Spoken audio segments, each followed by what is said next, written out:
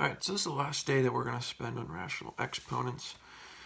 Yesterday there was like one or two questions on the worksheet that I really didn't go over a whole lot of, and it all goes back to just remembering that when you're dealing with fraction exponents, that it's always the power divided by the root. So remember just a couple things here. Is that the square root of x, that's equal to x to the 1/2. So again, it's a second root, so that's why you got a 2 in the denominator. If it's a cube root of x, it's x to the 1/3. If it's a fourth root of x, it is x to the 1/4. All right, so when you start to get stuff like this, let's say it's the cube root of x to the 9th, okay?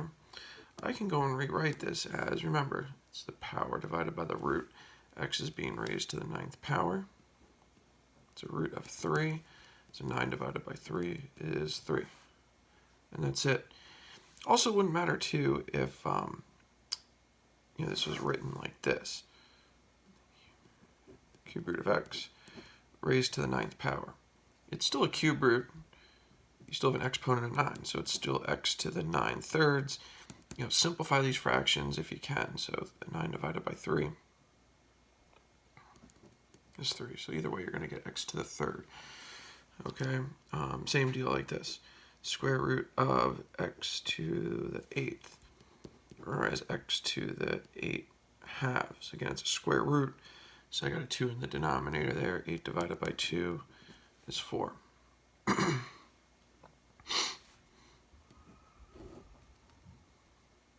Let's say you get something like this. Square root of 16x to the 4th, y to the 10th.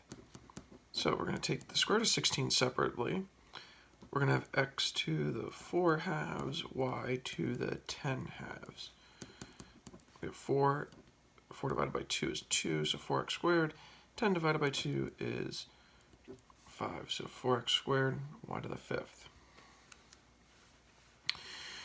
All right, so again, it's always power divided by the root, power divided by the root. That's all you really got to remember on this stuff. The couple of the other ones where you have more than one term, so things like this. Let's go with 25 to the 3/2 plus, how about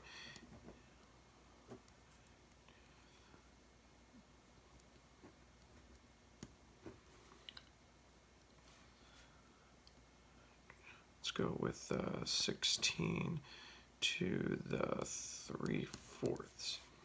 So again, 25 to the 3/2. It's going to be the square root of 25, then raised to the 3rd power, plus the square root of 81 minus the 4th root of 16, then raised to the 3rd power. Again, it doesn't matter if you do the root first, then the power. If you want to do the power, then the root.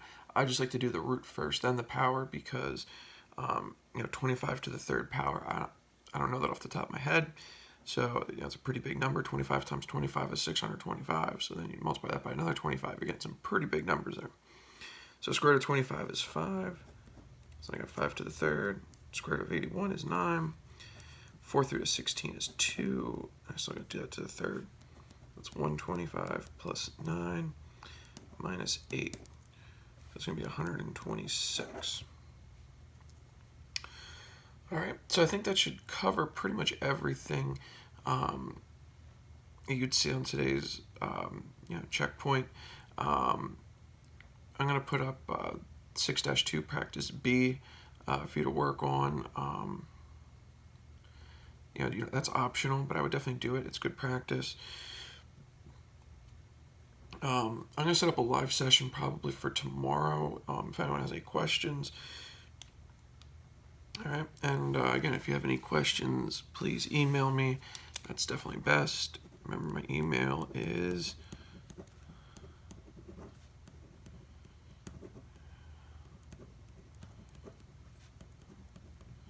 mensalc@NASD Schools 1L. Okay, that's the best way to get in contact with me. I check my email a lot more frequently than Schoology, so if you got any questions, feel free to send me an email, and hopefully get everything resolved. Have a good day.